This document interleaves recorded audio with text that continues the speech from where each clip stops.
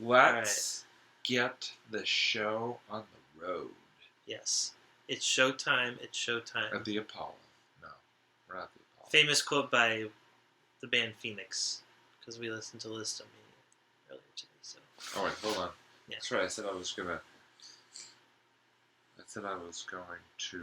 very quickly. I do love that band. It's a great band. This is not that band, but this is the Four Tops. Another great band. Yeah, another great band. Or group, musical group, singing group.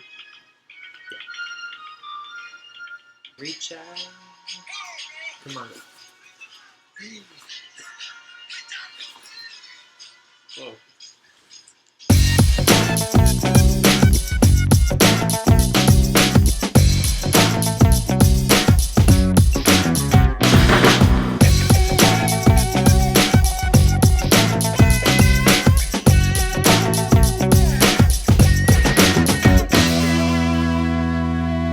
Hey, what's up, everybody, and welcome to another edition of On a Couch Talking Sports.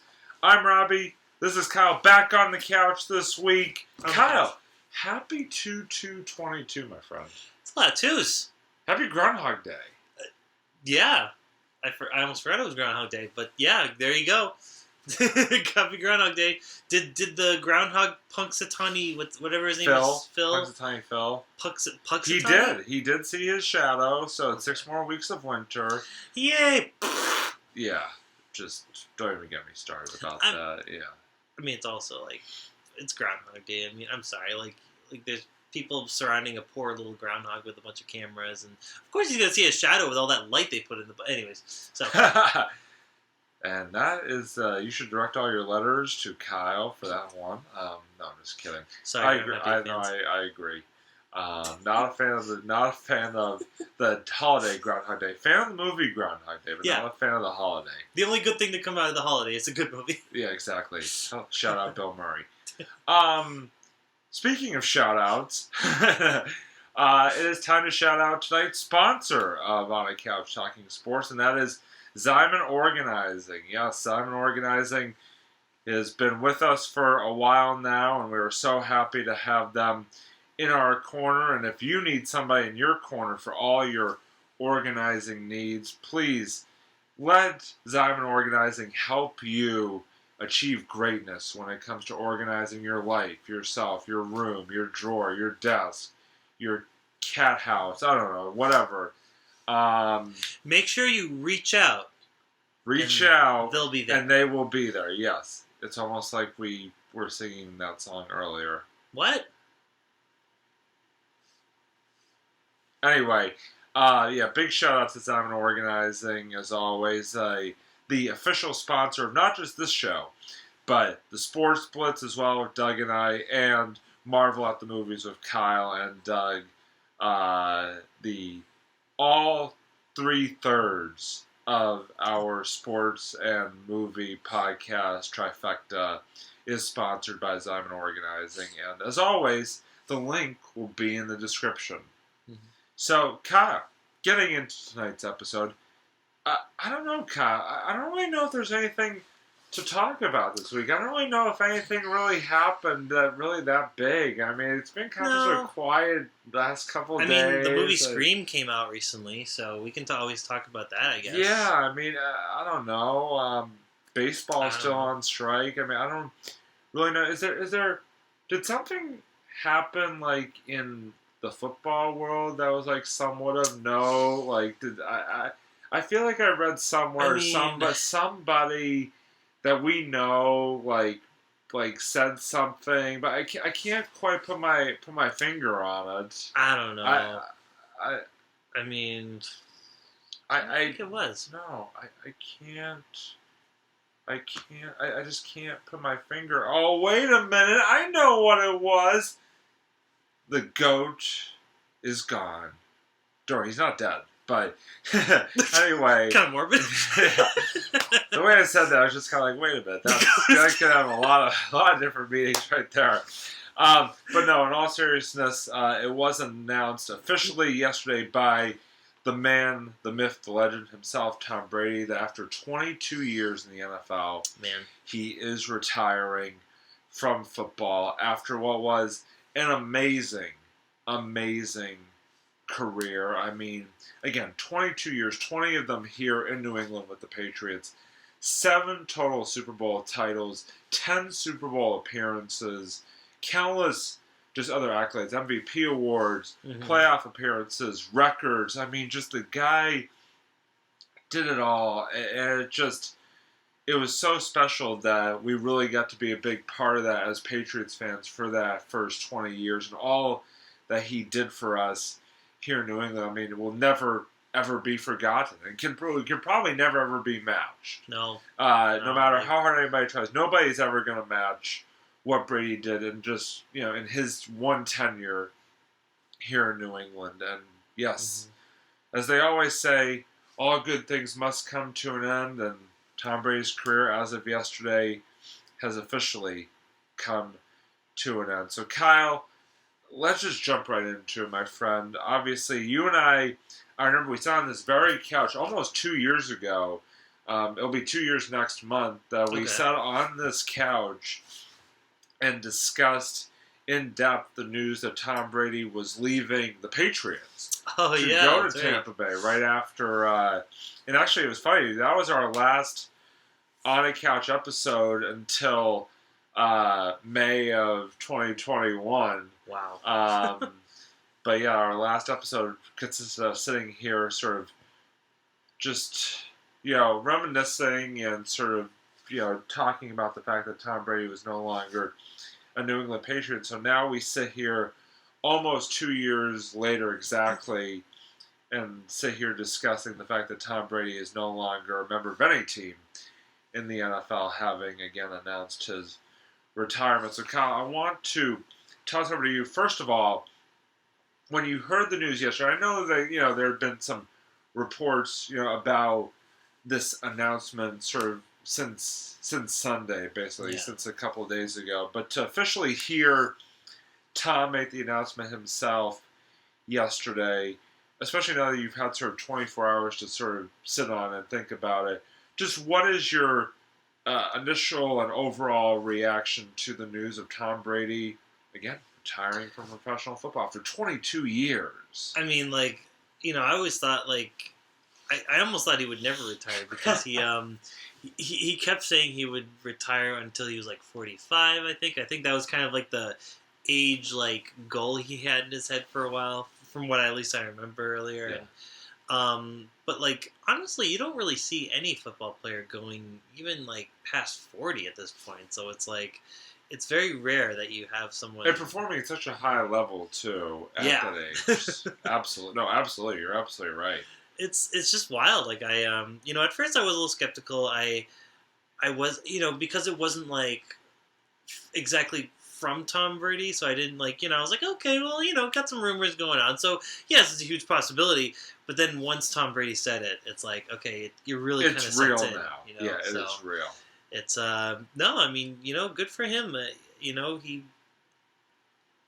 you got to find the right time to retire. And honestly, I think.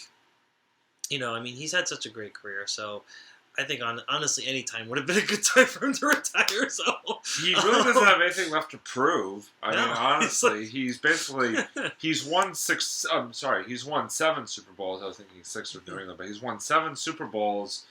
He has won MVPs. He's won playoff games. He's broken records.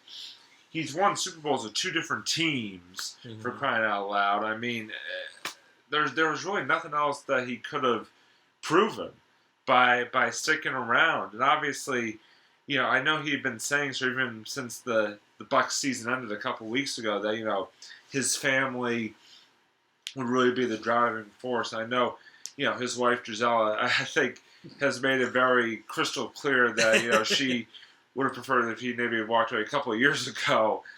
But I know she's been very supportive of him and his career, and I think he just, I think he was going to go when he felt like the time was right, and the time was right for him, and you can't fault him for that. Like I said, he had an amazing career here in New England and just overall.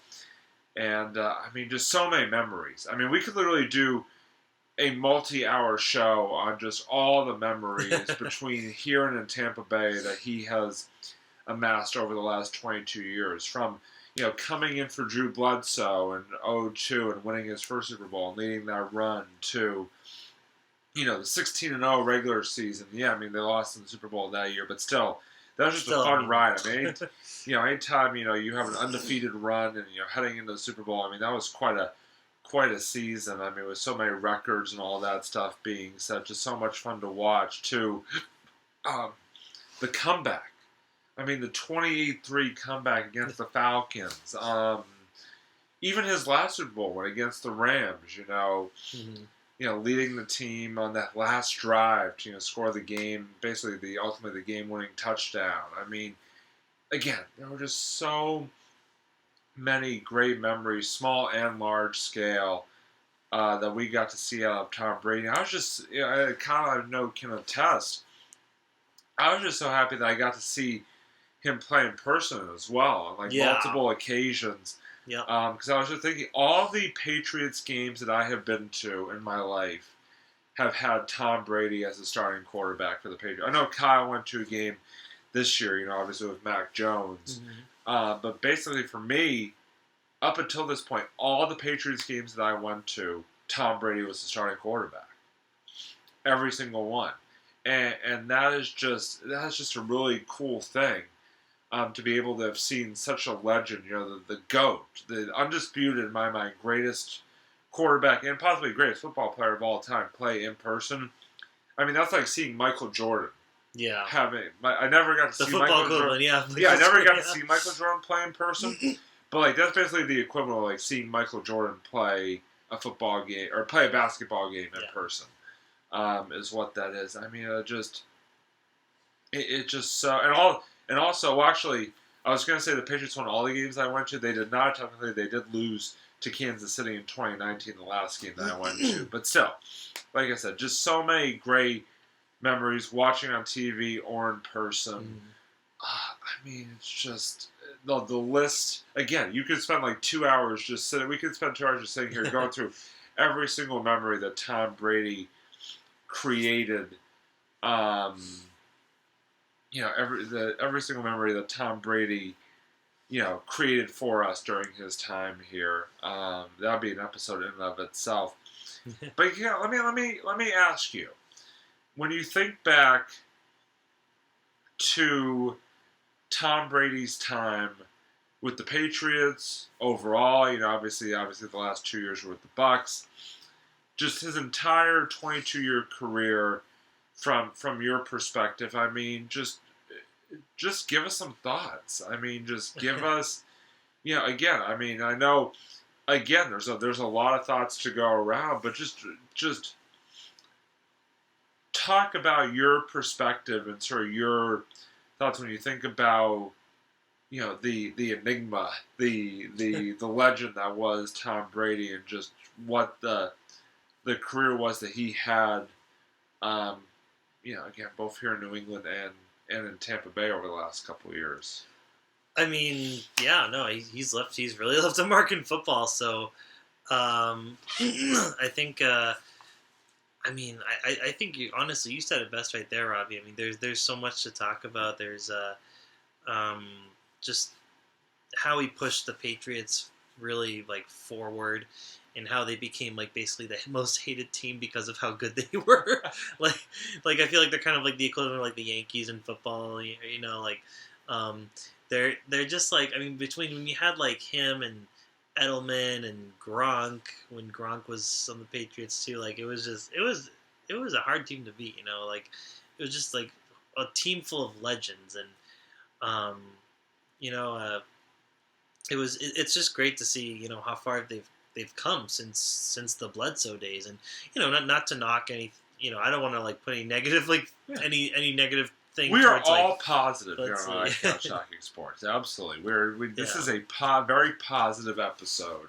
We try. We try to stay as positive as we can, and not to knock Bledsoe or anything, because he was a very skilled quarterback in his own right, but just really how far like Tom Brady just like really took that team, and just like I feel like he really set a standard, and he really, you're right, he really, you got to appreciate a guy who really did his best, and who just always put 100% on the field. And that's always, I know, something that like being a former football player, that's always stuff that you talk about on a football team. Like no matter the outcome of the game, win or lose, like you always want to put it out, like at least put it out there.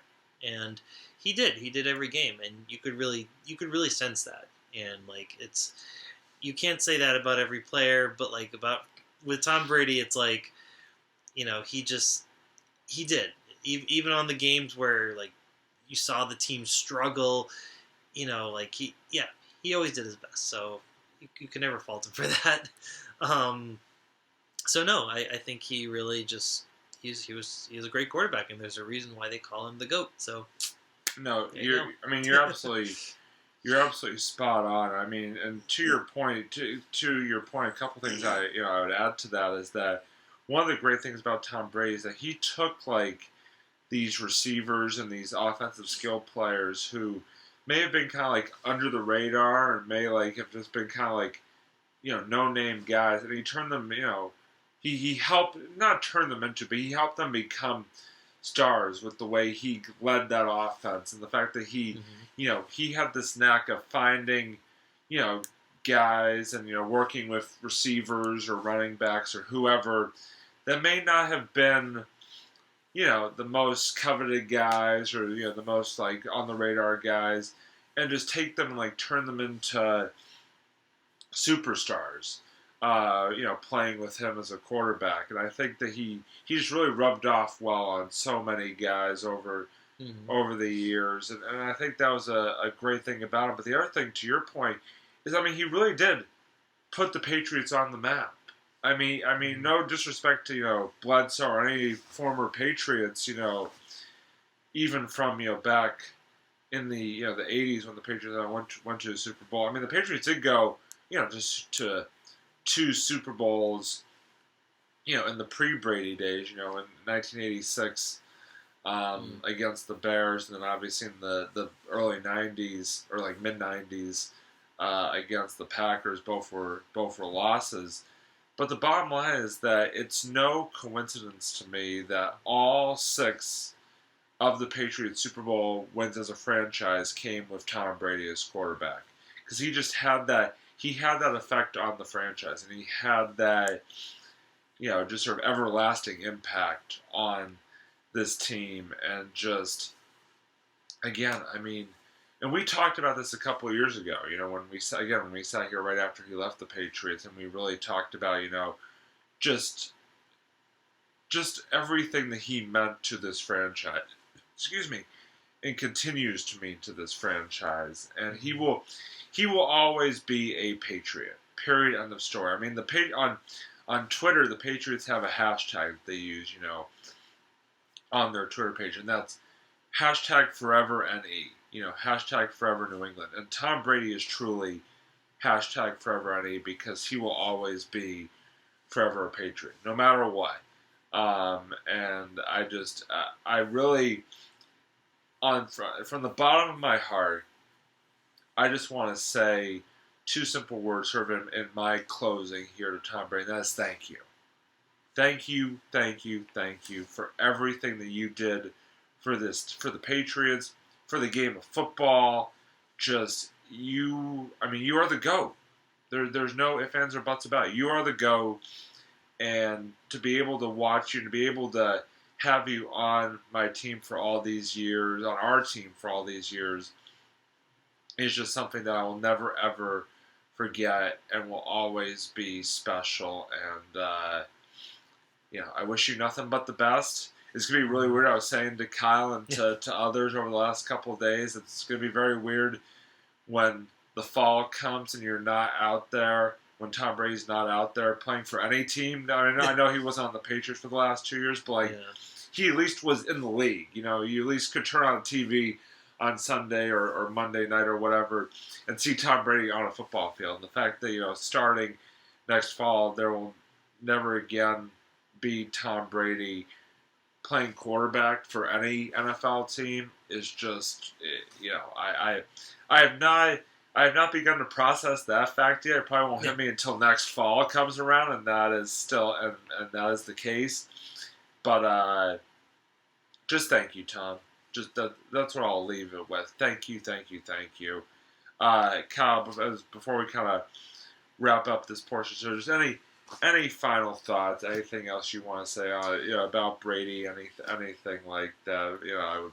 The floor is yours. I mean, no, I think you said it best, and I guess like going forward, it would be cool because kind of going back to your point there about how Tom Brady really helped a lot of players improve their skills and everything.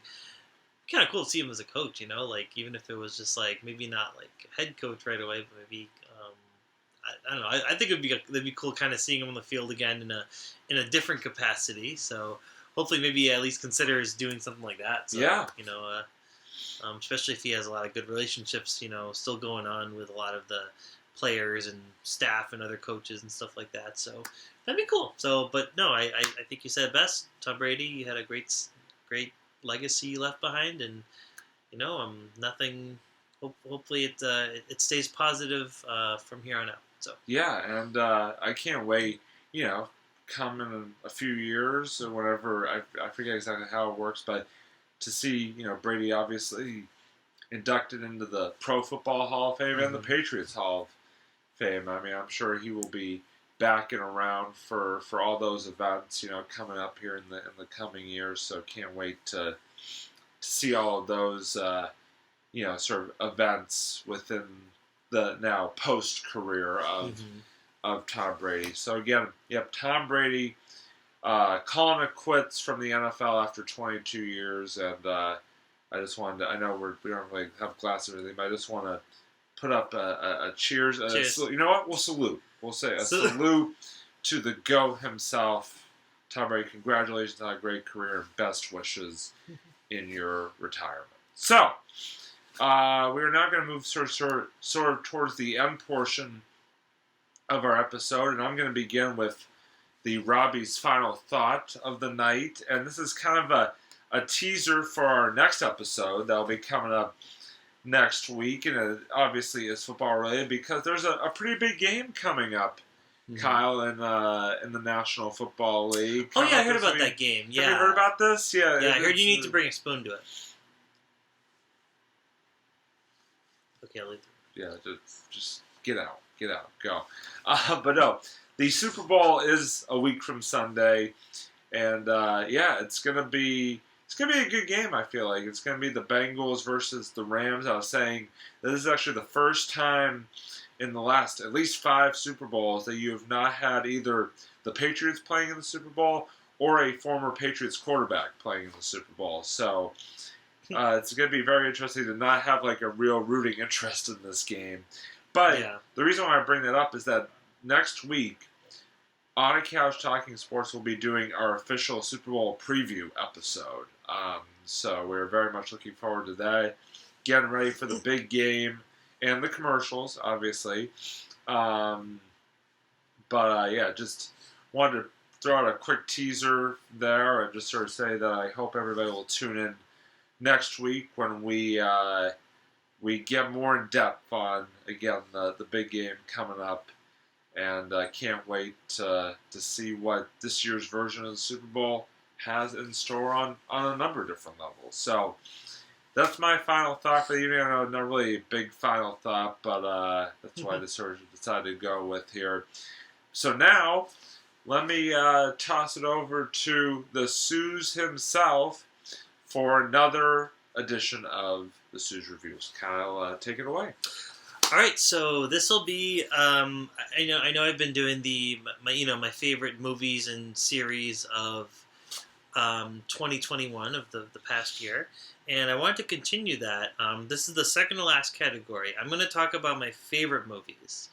The next episode, but this episode I just kind of want to focus on just kind of a shorthand list of movies that I thought were kind of a mix of fun and underrated. So you could say funderated. All right, I'll just leave the room after that one. So yeah, you know what? Let's just get right into it. So I wanted to talk about first movie I really enjoyed was Godzilla versus Kong. It's just kind of a dumb, fun action movie. It's not a brainy movie at all. You're not gonna. It's not a thinking person's movie. You see a giant lizard fight a giant ape for like 2 hours. That's basically what the movie is. So, you know, if that's your kind of movie, then it delivers. So there you go, Godzilla versus Kong. Yeah, it's a pretty fun movie. So it's actually technically a remake because they did have that movie. I think they had a version of that like in like the 80s or 90s, but this is kind of like the really big budget. Like they really went all out for this one. So yeah, pretty cool.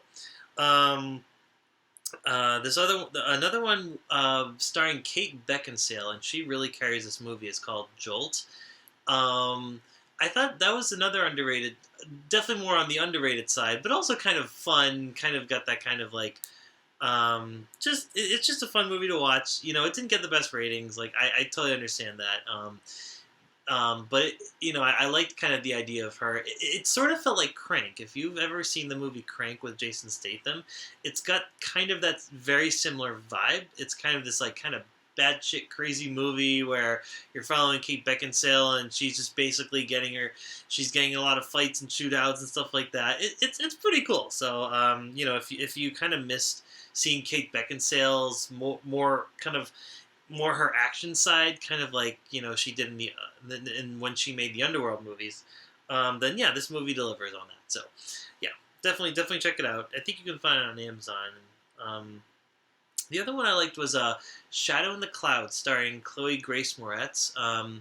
It's a period movie, kind of a period alternate history type of movie where she's this woman that sneaks aboard this this plane, and it's kind of almost a bottle movie where the whole movie takes place inside the plane.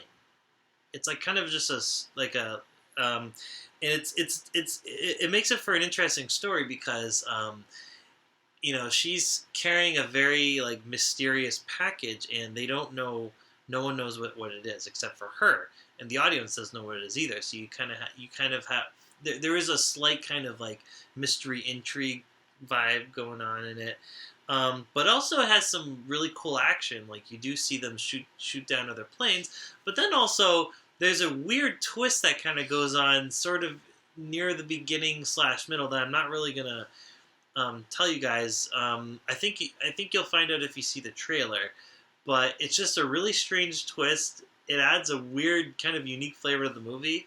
So that's all I'm gonna say. It's a very interesting movie, Shadow in the Cloud. Chaos Walking that one has Tom Holland and Daisy Ridley.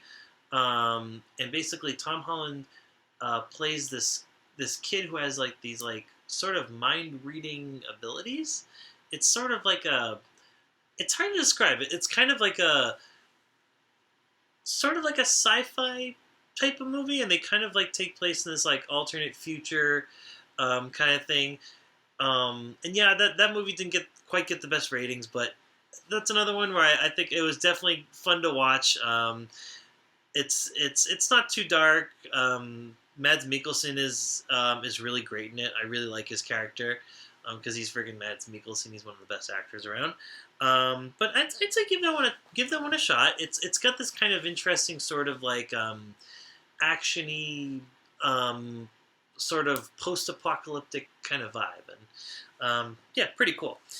And so then the last two ones I'm going to talk about are Disney movies, and I don't usually regard Disney movies, and especially a lot of like the live action, like recent live action remakes of stuff, I'm not the biggest fan of. I'm sorry, I really don't care for them.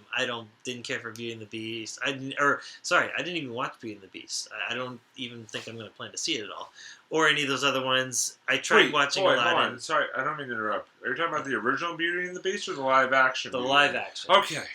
No. Okay. See, I was about to like go diving under a couch if you were tell me you would never seen like the original OG Beauty and the Beast. Oh no. Like, that is a classic. That is a Disney classic. Yeah. I agree with you that the live action needs to be shot into outer space, but you were not going to sit there and tell them, yeah. Any Disney live action movie needs to just be taken, ripped apart, and just shot with a cannon up into, like, Mars in outer space. Okay, this guy gets it. Okay, so you can't mess with the classics, people. It's not right. Sorry, I didn't mean to shake the. No, Robbie, I 100% agree with you. Sorry, I really don't. This is your segment. I'm just gonna sit over here now and just mind my own business. So no, I apologize for interrupting there. So no, that's perfect. I actually might even make a little separate segment on that. So we'll get more into that. I think in a future episode of the Sues. But anyways, but yes, no, 100% agree. And you and I will both be involved in that one too as well. So, but. Generally, I like the animated movies. I love the original Lion King and the animated Beauty and the Beast, and I hate it when they do those live action. Yeah, we already went over that. But this is how I react whenever there's like a Disney live. When I see that there's a Disney live action for a classic Disney movie. As you should. But there's one that kind of stuck out. And I was very skeptical at first. But that's the live-action, the Cruella movie. That's kind of loosely based off of 101 Dalmatians. Cruella de Vil. Yes. Cruella de Vil. And it's kind of like they took Cruella and they kind of made it almost like a Joker movie. Like, I don't know if you guys ever seen Joker. It's sort of like that. Not quite as dark, not quite as violent. But they added this kind of punk rock vibe, and I really dug it, actually. I can't believe I'm saying this. It's a live action Disney movie based on an original anime classic. I enjoyed it. But I think the thing I liked about it was it didn't just try to retell the story like the other movies do, and I think that's where all those movies kind of fail, is that they just try to do the same exact movie, but they do it in live action. This movie was like, okay, we're going to take Cruella, and we're kind of going to give her the wicked sort of like Joker treatment and kind of see things from her perspective. And that I thought was cool. And I thought Emma Stone did a great job playing Cruella. I love her. She's amazing. Huge crush on her, by the way, too. So, but they kind of gave it this sort of fashion vibe, and I thought the movie twists were very interesting. There were a few parts of the movie I thought were kind of ridiculous, and when you watch the scenes play out, you're like, oh, okay, that's not very plausible. Okay, no. But once you get past that, though, it's actually not a bad movie. It's a good time. I'm not going to say it's a classic, but I'd say check it out. Even if you're not generally a fan of the live-action Disney movies like Robbie and I are, I'd say just give it a try. See if you like it. You might like it. You might not. But, And the other one that... I probably won't, but that's okay. That's just my... But to each their own, No, that's totally fair. That's totally fair, because, I'm not a big fan of just the whole idea of the live action just in general. It just rubs me the wrong way. I'm sorry. It just does. Exactly. Yeah. Especially if you're just trying to do the same movie again. Yeah. Why? It's like, why? Yeah. Like, just do something different with it at least. Just, no, don't retell the same story. I will say, again, I really apologize for keeping interrupting you. No, go ahead. I will say this. The only part of a live-action movie that I enjoyed was one song. It wasn't even a part. It was a song. One song from the live-action Aladdin movie. Okay. When they did the Prince Ali with the genie, Will Smith as the genie. Oh yeah, that was and cool. All that. I like that song. I actually still have it on my iTunes. I actually think that song's pretty catchy. But other than that, yeah. Well, because Will Smith, he's a good singer, so yeah, no, it's a good song. Like it's a good song in general, and like they actually made it like kind of like catchy and more like modern, upbeat, or not upbeat, but like sort of more like modern taste music wise. So I enjoyed that, but. Yeah, so that was the only part that I was like, okay, I can dig it. Yeah, that's fair. Sometimes they do, they do okay I with feel the like I'm songs. hijacking the Sue's reviews, and I very much apologize. No, I love it. No, more of that. um, But it was in agreement though. I was doing it out of agreement to you. no, that's perfectly fine. No, like I like kind of hearing those different perspectives too, because you're right. That's another aspect of those live action Disney movies, and we'll definitely get more into that, too in a future episode. But yeah, the songs. You kind of also look at not just the story, but how do the songs play out? Yeah, those classic songs, like, yeah, they don't. They hit differently in a live action than they do like the original. Yeah. I mean, it's not. It just doesn't feel right. Like there's something about the original that it sort of stands alone, and I just don't feel like it can be replicated. No matter how hard they try, or really don't try. But yeah, mostly don't try. Yeah, yeah. Because Disney has so much money. They're like swimming in money at this point. But anyways, it's true. It really is. No, you're not kidding. Right? I mean, they bought out like Marvel and Fox. Fox Studios that used to be a big time movie company. And ESPN, like they own ESPN. Like I mean, they just. I don't know where they put all their money at this point. Yeah, seriously. It's all over the place. They probably just like built. They probably just turned their money into buildings or like throw into like giant pools or whatever. But well, I mean, they do. They do have Disneyland and Disney World, so they kind of do literally put all their money into giant buildings. And nailed it. But to kind of keep rolling with the Disney theme here, the Jungle Cruise movie. Now you're thinking conceptually. You're making a Disney movie based on a ride. How is that going to be a movie? How is that going to be a good movie, I should say? You're thinking, okay, it's based on a ride. What do you have to work off of? And that was my whole thing. I had put off this movie. I kept thinking, oh, I'm going to hate this movie. This is going to be the worst movie ever. Even with The Rock in it. He's the main character. And Emily Blunt. I love Emily Blunt. I love the whole cast. But like, I just didn't want to see it for the longest time, and then it took a good friend to convince me to finally watch it, and I checked it out, and honestly, it was good. It was a lot of fun. Again, not a classic. I'm not going to say it's a classic, but kind of more closer to what Cruella is. Like, it's just a really good time at the movies. I thought the action was very, very fun.